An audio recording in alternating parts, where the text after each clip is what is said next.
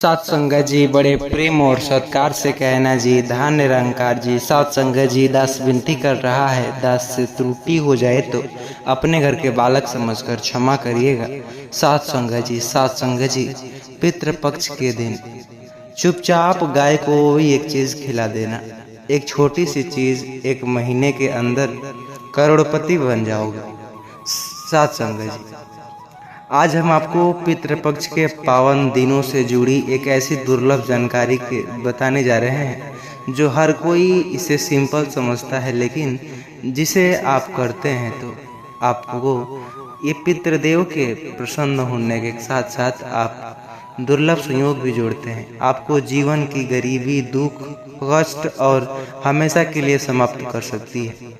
आज हम आपको बताने वाले हैं, यदि आप पितृपक्ष के दिनों में गुप्त रूप से गौ माता को सिर्फ एक खास चीज खिला देते हैं तो आपके जीवन में न केवल पितृदोष समाप्त होगा, बल्कि यह धन, सुख, समृद्धि और आपका ऐश्वर्य में अधिकार भी बनेंगे।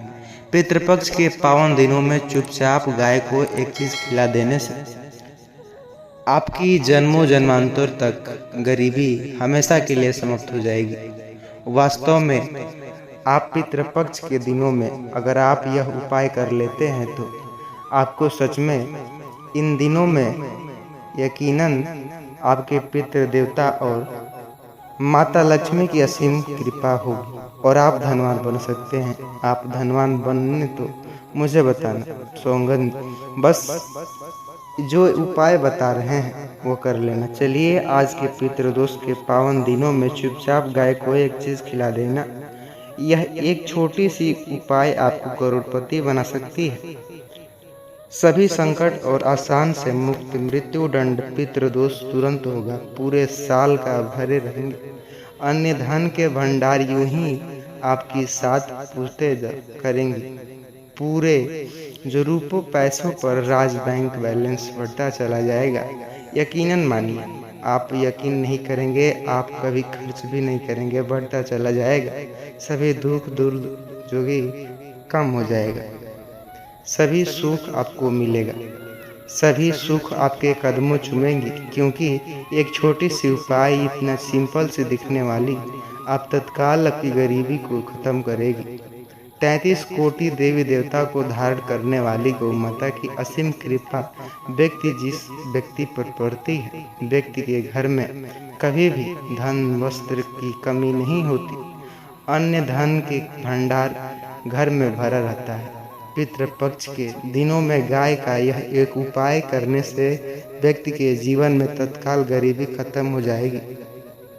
कौन कौन से वे बातें हैं जो गाय से जुड़ी हैं, महत्वपूर्ण उपाय जिन्हें यदि पितृपक्ष पे करे तो इन दिनों में कर ले तो गाय का उपाय। पहले से आपको पितृपक्ष की पूजा के बारे में थोड़ा सा जानकारी दे देता हूँ। इस साल की जो 2025 में पितृपक्ष कब है और इस महीने में किस तारीख को, संपूर्ण जानकारी इसके साथ आपको इन दिनों में पवित्र नदी स्नान करना।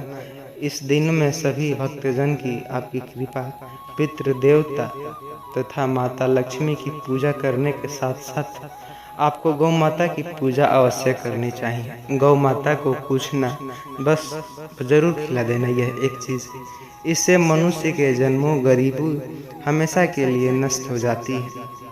ऐसा भी आपने सुना होगा, जिस दिन इंतजार दुनिया भर के हर पंडित, एस्ट्रोलॉजर्स को करते हैं, हर हिंदू भाई करता है, वह दिन आ गया है।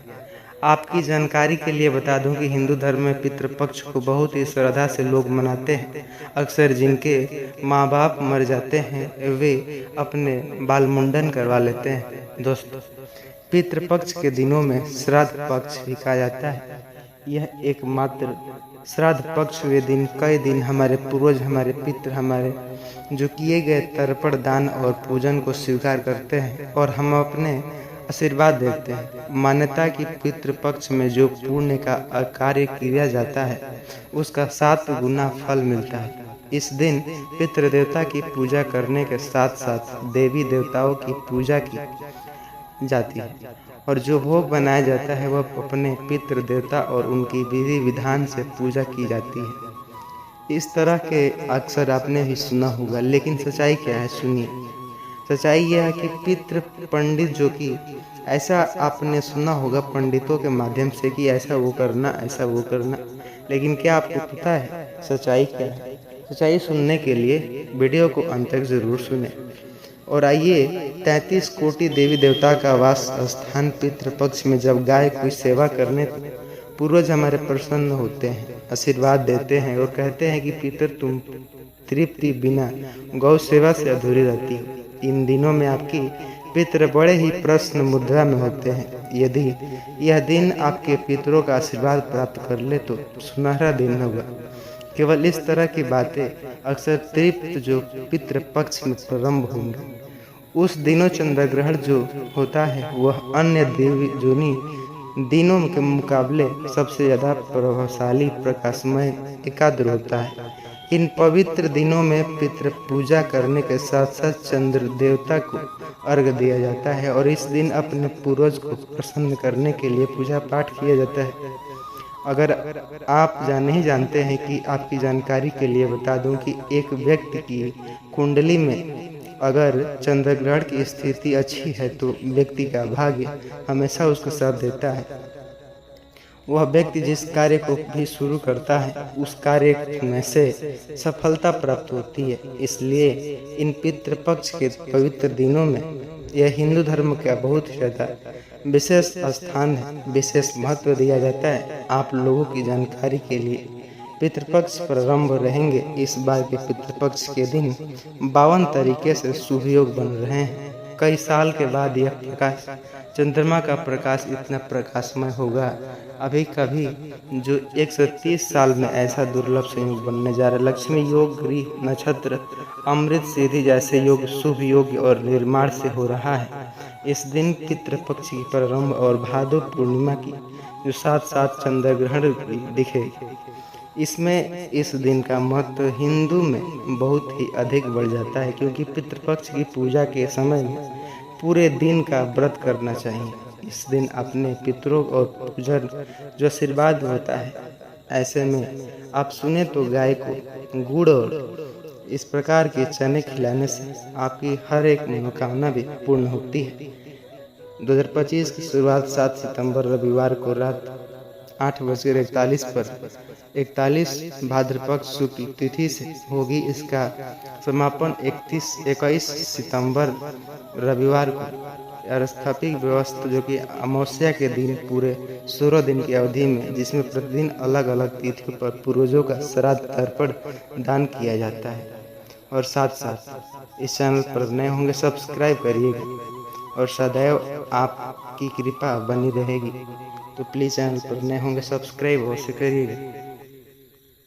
आपने सुना होगा विष्णु जी को किसने मारा, लात। यह विषय बहुत ही रहस्यमय है, क्योंकि अक्सर आपने विष्णु भगवान के बारे में हजारों कथाएं सुनी होंगी। वह पालन करता है, जो संहार के करता है और भक्तों के रक्षक। लेकिन आज मैं आपको एक ऐसी सच्ची घटना जो सुनाने जा रहा हूँ, जिसे आप कल्पना भी नहीं किए होंगे, जिसे सुनकर के आपकी रूह कांप जाएगी। क्या आप जानते हैं कि कभी भगवान विष्णु को भी लात मारी गई थी? जी हाँ, भगवान जिन्हें हम सृष्टि का आधार मानते हैं, जिन्हें हम हर संकट में पुकारते हैं, कभी किसी ने उन्हें लात मार दी थी। अब सवाल उठता है कि कौन था इतना साहसी जिसने ऐसा किया और क्यों ऐसा किया? यही है आज की हमारी इस वीडियो की कहानी। विष्णु जी को किसने मारी लात, निरंकारी विचार के साथ आइए समझते हैं। ऐसी जानकारी दूंगा जिसे सुनकर के आपकी आत्मा कांप उठेगी। साथ संगत जी, कहानी शुरू करने से पहले चैनल पर नए होंगे सब्सक्राइब करिएगा, वीडियो को पूरा सुनिएगा, तभी आप समझ पाएंगे। यह घटना महाभारत और महापुराणों से जुड़ी हुई है। एक बार देवता जो और असुरों के बीच भयंकर युद्ध छिड़ा था। देवता बार बार पराजित हो रहे थे। वे भागकर विष्णु भगवान के पास पहुंचे। विष्णु ने कहा, चिंता मत करो, मैं असुरों का विनाश कर दूंगा, लेकिन उस युद्ध में एक ऐसी घटना घटेगी जिसने सभी को हिला डाली, क्योंकि युद्धों के बीच एक असुर ने विष्णु जी को लात मारी थी। इस घटना ने पहले का रहस्य वित्रासुर एक महान असुर था जिसे शिव जी से वरदान मिला था। उसका शरीर इतना कठोर था कि कोई भी अस्त्र शस्त्र उसे काट नहीं सकता था। जब देवताओं ने युद्ध किया तो वह हंसते हुए उन्होंने मारता गिराता इंद्र भी हार गए। अंततः विष्णु ने एक योजना बनाई, लेकिन युद्ध के दौरान वित्रासुर के एक अनुयायी ने ऐसा काम कर दिया जिसने पूरी कथा को कलंकित कर दिया। कथा कहती है कि जब विष्णु युद्ध कर रहे थे तभी एक असुर ने पीठ पीछे आकर भगवान विष्णु को लात मारी। यह देखकर देवता कांप उठे। उन्होंने सोचा अब यह असुर भस्म हो जाएगा, लेकिन हुआ कुछ और। विष्णु ने क्रोध नहीं किया। उन्होंने मुस्कुराते हुए कहा, यह लात भी मेरे लिए पूजा के समान है, क्योंकि यह मुझे याद दिलाती है कि अहंकार में पड़ा जीव भी अंततः मेरे चरणों तक ही पहुंचता है। जब यह घटना हुई तो नारद मुनि ने विष्णु जी से प्रश्न किया, प्रभु आपने यह उस असुर को दंड क्यों नहीं दिया? उसने आपका अपमान किया, आपको लात मारी। विष्णु बोले, नारद यह संसार मायाजाल है। जो मुझे लात मारता है वह भी अंततः मेरी ही ओर मुख करता है, क्योंकि लात ऊपर की ओर नहीं जाती, नीचे की ओर ही पड़ती है। उसकी लात भी मेरे चरणों को ही छू गई, इसलिए वह पवित्र है। इस घटना की सच्चाई यह है कि भगवान विष्णु को कोई लात नहीं मार सकता, वह केवल प्रतीक है। असल में जब इंसान अहंकार, पाप और लालच में डूबकर धर्म की अवहेलना करता है तो वह भगवान को लात मारने जैसा ही काम करता है। जी हाँ, बात हो रही है जहाँ बेटा माता पिता की अवहेलना करना चाहते हैं वह विष्णु को लात मारता है। जब इंसान गरीबों को ठुकरा देता है वह विष्णु को लात मारता है। जब कोई स्त्री का अपमान करता है वह विष्णु को लात मारता है। जब कोई जीव हत्या करता है वह विष्णु को लात मारता है। यानी आप सच समझ गए होंगे, यानी भगवान को सीधे कोई छू नहीं सकता, लेकिन उसके नियमों और उनके धर्म और उनकी बनाई हुई जिज्ञासा बनी हुई सृष्टि का अपमान करना वही असली लात मारना है। निरंकारी ज्ञान यह कहता है कि भगवान कोई मूर्ति नहीं जिसे आप धक्का मार सकते। भगवान कोई आकाश में बैठा राजा नहीं। भगवान तो निराकार है, हर जगह व्याप्त है, हर जीव में मौजूद होगा। अगर आप किसी भी प्राणी को खुद देते हो, दुख देते हो तो आप भगवान को लात मारते हो। अगर आप झूठ, चोरी, नशा, हिंसा करते हो तो आप विष्णु जी को लात मारते हो, और इसका परिणाम श्राप के रूप में मिलता है। यही कारण है कि आज समाज में अशांति, कलह और विनाश का फैला हुआ है। उस असुर की मृत्यु में जो युद्ध में मृत्यु हुई, लेकिन वह कथा आज तक जीवित है, क्योंकि उसके प्रतीकात्मक रूप से दिखा गया ईश्वर को लात मारना संभव। अगर हम धर्म से गिर जाए, आज देखिए लोग रिश्वत लेते हैं, झूठ बोलते हैं, बेविचार दिखाते हैं, मांसाहार करते हैं, यानी रोज भगवान को लात मारते हैं और फिर पूछते हैं हमारे घर में सुख शांति क्यों नहीं है। सच्चाई सुनिए, श्राप हमने खुद पर लगाया है। यह कथा केवल मनोरंजक नहीं है, यह इतनी ज़्यादा आपको पीड़ादायी कहानी के रूप में इतनी शिक्षा दे रही है जिसे आप कल्पना भी नहीं कर सकते। याद रखिए, माता पिता का अपमान मत करना, स्त्री को नीचा मत दिखाना, गरीब का तिरस्कार मत करना और सबसे बड़ा निराकार को मत भूलना, क्योंकि जो ऐसा करता है वह भगवान विष्णु को लात मारने से कम नहीं करता और उसका अंत हमेशा विनाश से होता है। तो आइए सुनिए, अब आप समझ गए होंगे कि विष्णु को किसने लात मारी थी। असल में वो असुर तो एक प्रतीक था, लेकिन असली असुर हम सब के भीतर है, हमारा अहंकार, हमारी लालसा और हमारी क्रूरता। अगर हम इसे नहीं छोड़ेंगे तो हम भी उसी असुर की तरह विनाश को प्राप्त हो उठेंगे। कहानी का मुख्य उद्देश्य यही था, इसलिए निरंकारी ज्ञान को अपनाइए और निराकार को पहचानिए। हर प्राणी में भगवान को देखना सीखिए, तभी हमारा जीवन श्राप से मुक्त होगा और आशीर्वाद से भर जाएगा। अगर आपको यह कथा हृदय तक छू गई तो इस वीडियो को अपने मित्रों तक जरूर पहुंचाइएगा व्हाट्सएप के जरिए, और चैनल पर नए होंगे सब्सक्राइब अवश्य कर लीजिएगा सत्संग जी। बहुत ही अच्छे विचारों के साथ, अच्छी कहानी के साथ अच्छा ज्ञान देता हूँ, तो प्लीज़ चैनल पर नए होंगे सब्सक्राइब करना मत भूलिएगा, और वीडियो को लाइक प्यारा सा कमेंट अवश्य करिएगा सत्संग जी। प्रेम और सत्कार से कहना जी, धन निरंकार जी। संगत जी, अक्सर हम सभी ने यह तो सुना ही होगा कि कहते हैं आपको महाभारत के ऐसे गंदे श्राप जो आपने सुना होगा। कहते हैं महादेव, महाभारत में अनगिनत किस्से सुने होंगे। धर्मयुद्ध अर्जुन का जो गांडीव, भीष्म की प्रतिज्ञा, द्रौपदी का चीरहरण, सीता जो कृष्ण का गीता उपदेश। लेकिन आज मैं आपको महाभारत का ऐसा रहस्य बताने जा रहा हूँ जिसे सुनकर के आपकी आत्मा कांप उठेगी। महाभारत में ऐसा श्राप छिपा है जिसे आप सुनेंगे तो आश्चर्यचकित में फंस सकते हैं, जिसे सबने गंदा श्राप कहा जाता है।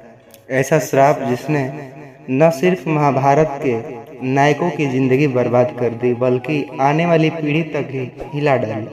लेकिन ध्यान रहे, यह सिर्फ कहानी नहीं है, यह एक चेतावनी है, यह संदेश है, यह आईना है जिसमें हम आज भी अपनी गलतियों का प्रतिबिंब देख सकते हैं। क्योंकि श्राप तब लगता है जब इंसान अपने धर्म से गिर जाता है, और जब धर्म गिरता है तब समाज का पतन, घर का विनाश और आत्मा का पतन निश्चित हो जाता है। तो आइए आज सुनते हैं महाभारत के ऐसे गंदे श्राप जिसकी कल्पना तक आप नहीं की होगी, निरंकारी विचारों के साथ साथ संगत जी। इसलिए चैनल पर नए होंगे तो सब्सक्राइब करिएगा। आज पूरा राज जानने वाले हैं। हस्तिनापुर की सभा में जो हुआ वह सिर्फ द्रौपदी का अपमान नहीं था, वह पूरे स्त्रीत्व का अपमान था। कौरवों ने पांडवों को जुए में हराकर उनकी पत्नी द्रौपदी को दांव पर लगा दिया था। जब दुशासन ने द्रौपदी का चीरहरण करने की कोशिश की तो सभा के सारे महान योद्धा चुप बैठे थे। भीष्म, द्रोण, कर्ण सभी देख रहे थे, लेकिन किसी ने आवाज नहीं उठाई। यह मौन की महाभारत का सबसे गंदा पाप बन गया। द्रौपदी ने उसी सभा में कहा, आज अगर मेरा सम्मान नहीं बचा तो यह धरती रक्त से लाल हो जाएगी। और हुआ भी ऐसा ही। महाभारत का युद्ध उसी जो क्षण तय हो गया था। निरंकारी विचार कहते हैं, जहाँ स्त्री का अपमान होता है वहाँ श्राप जन्म लेता है, क्योंकि स्त्री ही हर घर की